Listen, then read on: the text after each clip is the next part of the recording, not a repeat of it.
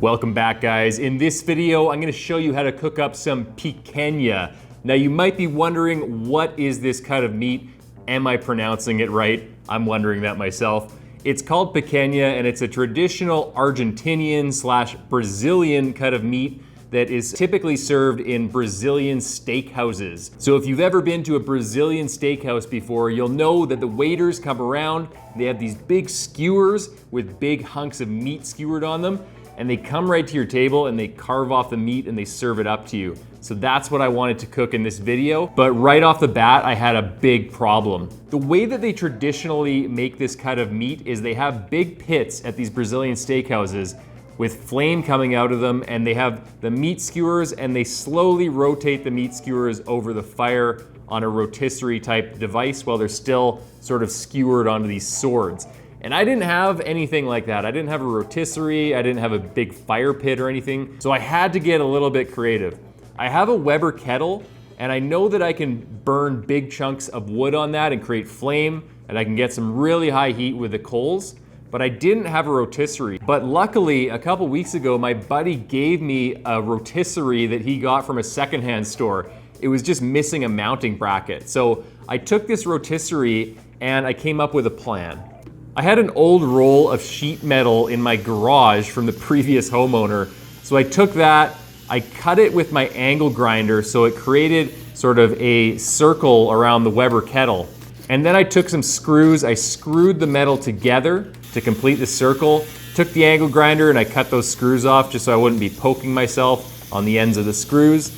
And then I installed a makeshift mounting bracket, I drilled some holes in it, and I was able to get the rotisserie working. So it was a lot of fun, and it only took me about an hour to put together. Then I looked up a tutorial on the internet after I had already done it, of course, and I realized that there is a Weber rotisserie attachment that I could have bought, but anyway, I saved myself a few bucks. As I said before, the picanha originates from South America, and it is a traditional cut of barbecue down there. The picanha is a triangular cut of meat. It's similar in shape to a tri-tip, but it actually comes from a different part of the cow on the sirloin top. So it's really easy to prepare. All we need to do is remove some of this silver skin that's on the bottom. Just have a really sharp knife and just carve it off. It's really easy to get off. And so we can see the grain of the meat is running in this direction. So we're gonna cut it with the grain, and the reason that we're gonna do that is because I'm actually gonna take it off of the rotisserie skewer after I'm done cooking it, and then I'll slice it lengthways. So when I do slice it, it is going to be against the grain. So that's why we need to do it with the grain this way. So I wanna get this into roughly 3 steaks. So I'm just gonna roughly try to map this out here. I think I'll do about 2 fingers, 2 fingers, and then 2 fingers, maybe a bit thicker with this extra point on here. So maybe I'll just move it out a little bit right there. That will be perfect.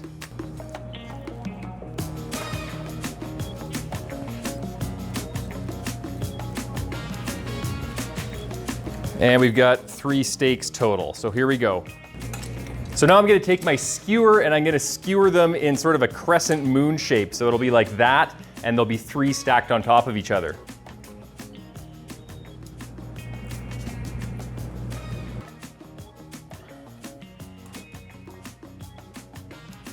And we'll put the last piece on. One thing I'm finding that's helping is I just make a small cut in the top and the bottom where I want the skewer to go through, and that's helping the skewer go through because my skewer is not very sharp.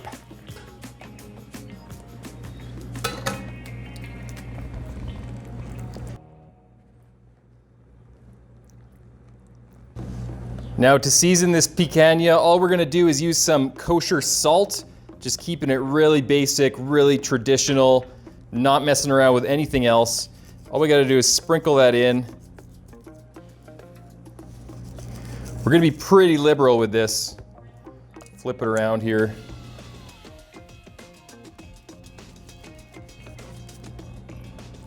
And that's it. Now let's get this onto the Weber rotisserie. And at this point I was wondering, okay, is this thing gonna work? I had no idea. I had never used it before. I was hoping that it wouldn't just drop this meat into the pit and just ruin my dinner. But I put the rotisserie on, I installed it correctly, I flicked the switch, and it worked.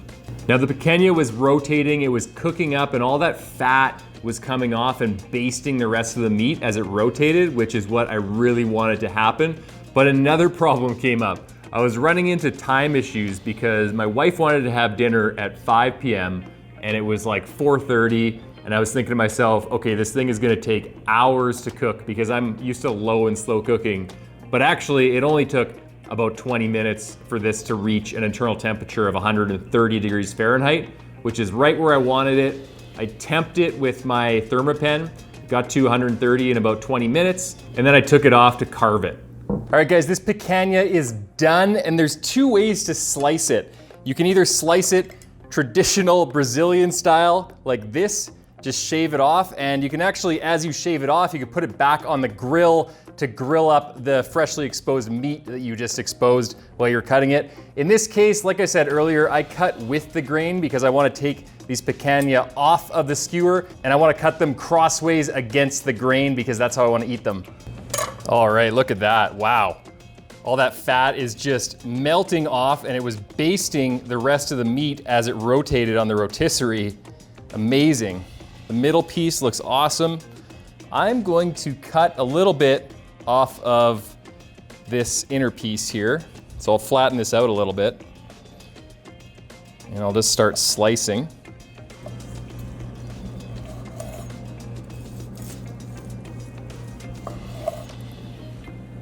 Look at that, that looks good, wow.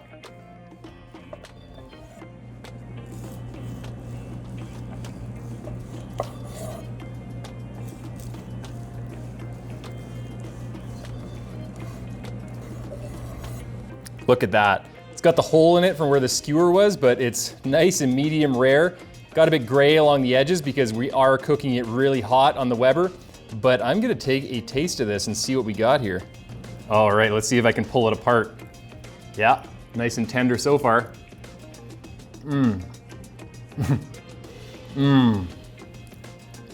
Oh my God.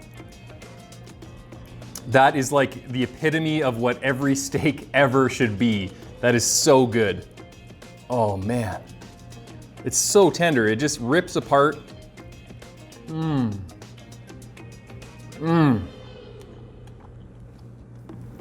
Oh man, that's good.